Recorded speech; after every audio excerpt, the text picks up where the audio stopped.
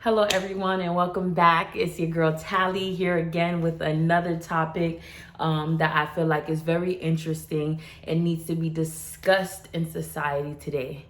Now, recently I posted a status on Facebook, and it says that we have to have respect for men out here who are using their God-given gifts and talent to make money because they could have just chose the easy way out and sell drugs or scam. And that is so important, people, because it matters what kind of man a person is, what kind of man a man is, and it matters to women because it matters what type of man you choose to be the leader of your household. And this is what I mean. The only difference between a man who scams or sells drugs or does any kind of illegal activity and a man who chooses the legal way out and does things legally, the only difference is moral compass. And it may seem like a small difference, but it's actually a really big difference. And this is what we're gonna go over today. Now, when we're choosing a man in society as women, it's like society today is, the first and foremost thing, or the top thing that they want to value is a man who makes money, or a man who makes money, a man who could take care of you. That's the most valued thing. Like, we hear that in the songs.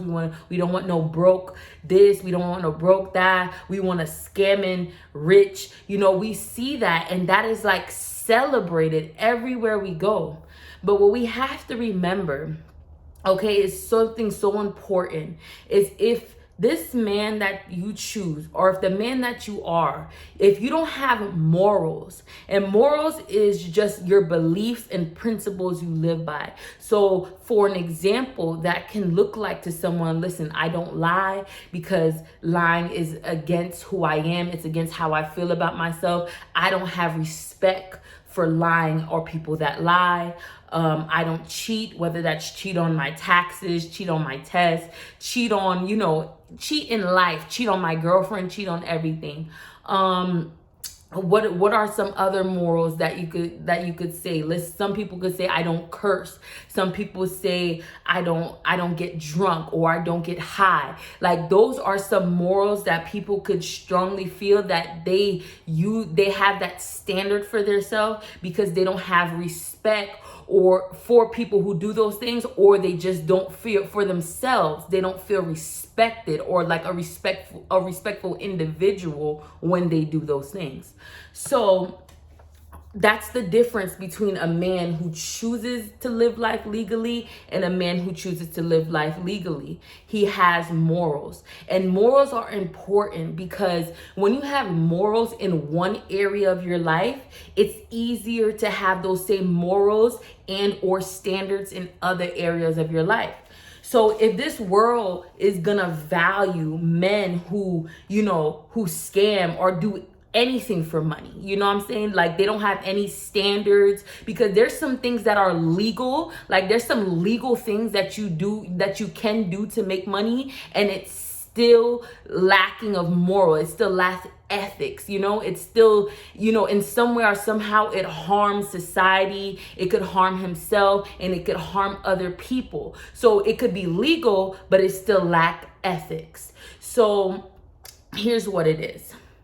If a man is lacking morals in those areas, and that's a serious area, because the way you make money, that's how you live, that's how you provide for yourself. If you don't make money in life, you're going to be in poverty, you're going to be poor, you're going to be on the streets. So making money is something that's very important to every single individual. So if in that way that you make money to provide for yourself and or your family, if in that way, if you can't practice any kind of ethics, any kind of standards, any kind of morals in that area, what makes you think that you'll be able to practice it in other areas? Other areas such as, let's say, love and relationships. Now, love and relationships, you have to have a different level. You have to be on another level as a man, I would say, from of moral and standards to do well in love and relationships. Why? Because in the world we live in today, it does cater more towards men. It tells men that you could do anything to women. You know how these podcasters, these men who have these podcasters, what they're saying, they say if you make any kind of money, you could do whatever you want to. You should be able to cheat and talk to your woman every kind of way because you're making the money, you're the provider. So this is what this world says to men. So that's why if a man wants to be a good person in a relationship and in love, that means they have to surpass everything that this world is telling them to be and be something that's out of the ordinary. So if this man has chosen in the way that he gets his money and provide for himself, if he has chosen to live a substandard, if he has chosen to do it illegally, if he has chosen to do it without moral, without ethics, to not practice that in that area, then most likely he's not going to be able to practice it in the area of love and relationships. Because people who practice it in this area, and let's say they do get money legally, they're still buying into things that say you don't have to treat your woman right. They're still buying into ideas where if you make money, you don't have to do this, you don't have to do that. So why would you expect a man who has lost his moral compass in making money to have a moral compass in him providing for you and treating you right and fairly and equally as a partner and taking care of his children properly? You can't expect that, because before you encountered that man, his moral compass was already off. Before you engaged with that man, before you even met him, he was making irresponsible and dishonorable decisions in other areas of his life. So you want somebody who is actively practiced making dishonorable decisions, poor decisions in every other area of his life. Let's say if he's in a street life, let's say if he's in white collar crime, let's say if he's racist, if he's sexist, he's used to making poor decisions based on his poor mindset. He's used to making dishonorable decisions based on his dishonorable mindset. His moral compass is off. So he's used to making those decisions all by himself in his life. And you want that man to turn around and make good decisions in the area of his relationship, in the area of his love life? Do you see how we're asking for something that is not there? We're asking for something in a man that has never been present in his life, and we're asking for him to turn around and make something present that was never present. Honestly, that's unfair for you to ask him to do that in a big way, in a broader sense. It's unfair for you to come into a man's life who has practiced being a rebel and a deviant in his life, and then turn around and be an upstanding father or be an upstanding husband.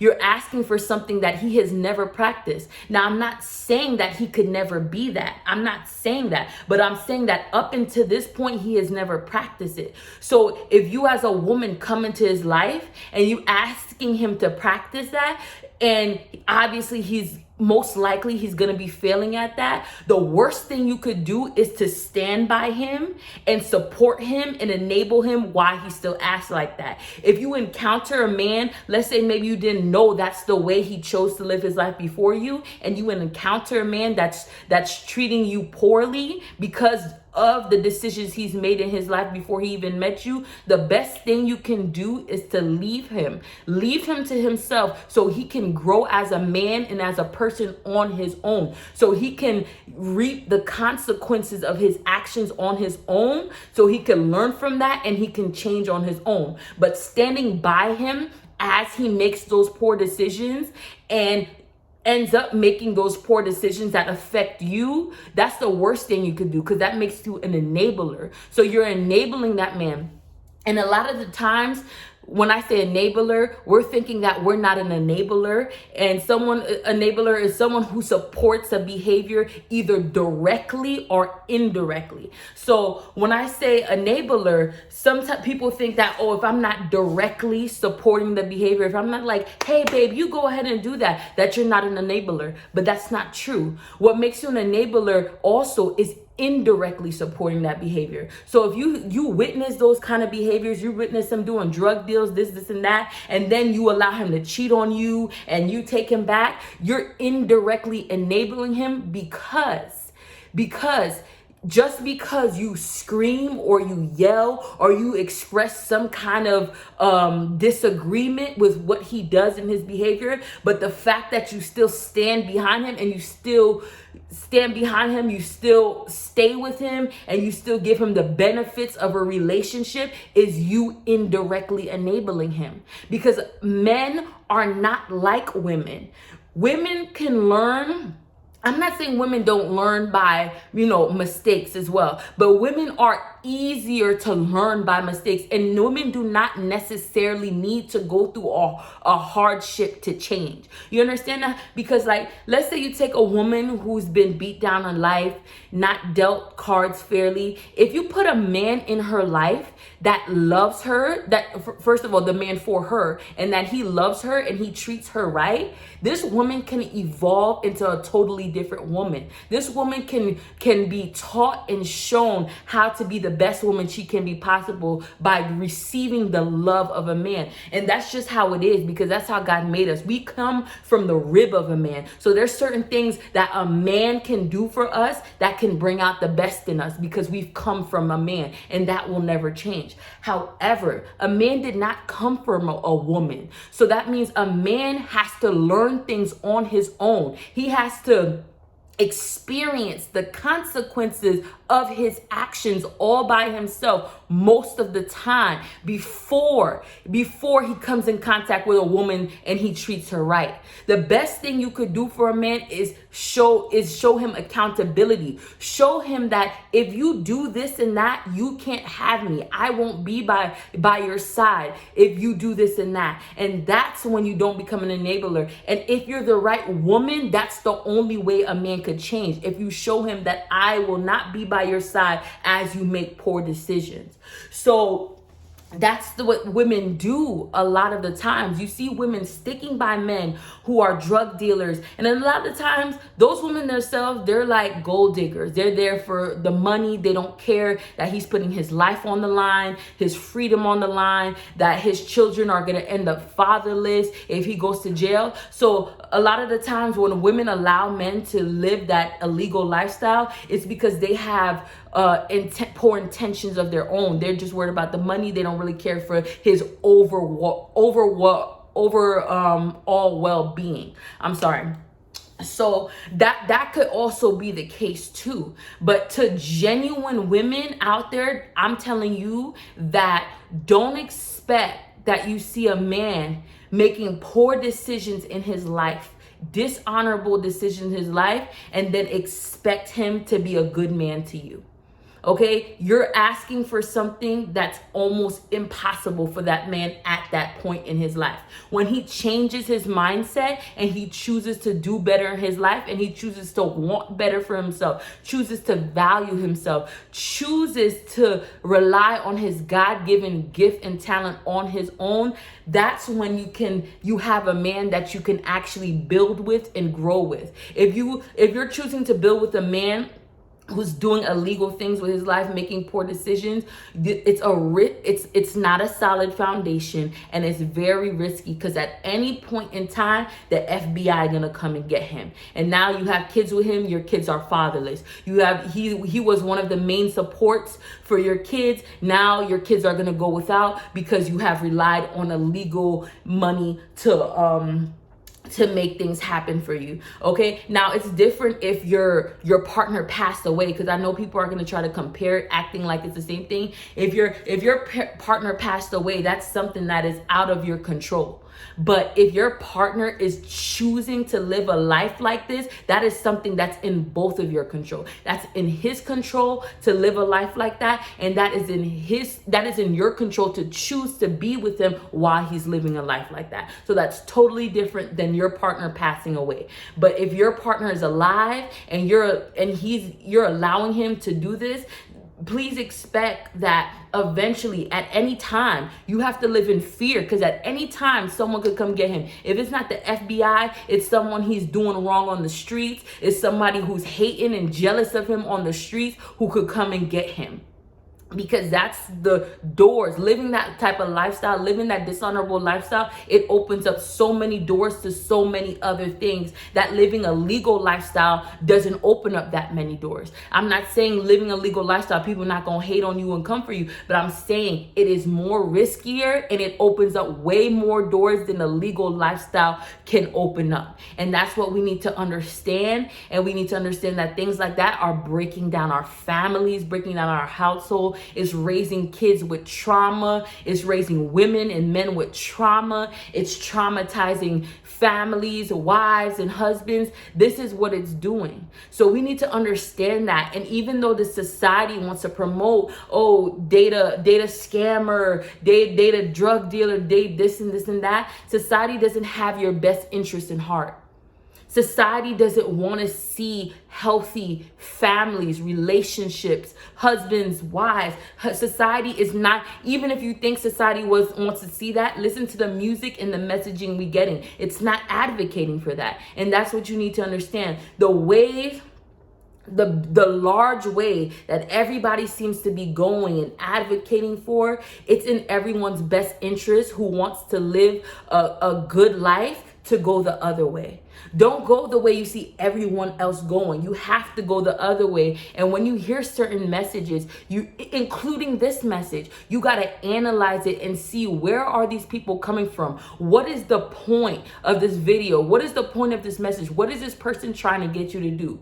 And I could tell you on my end, still evaluate this message. I'm trying to get women to choose better leaders to submit to in their household.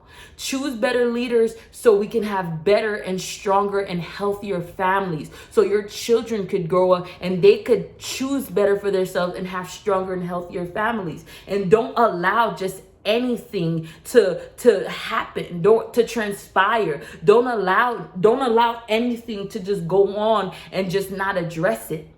You got to address it. You can't allow, if your partner tries to make a decision to, let's say, live an illegal lifestyle, to do things that can put your family at risk, you don't allow that. You address it, and if it doesn't change, then you have to make a different decision, because you have to spare your children. You got to spare your life.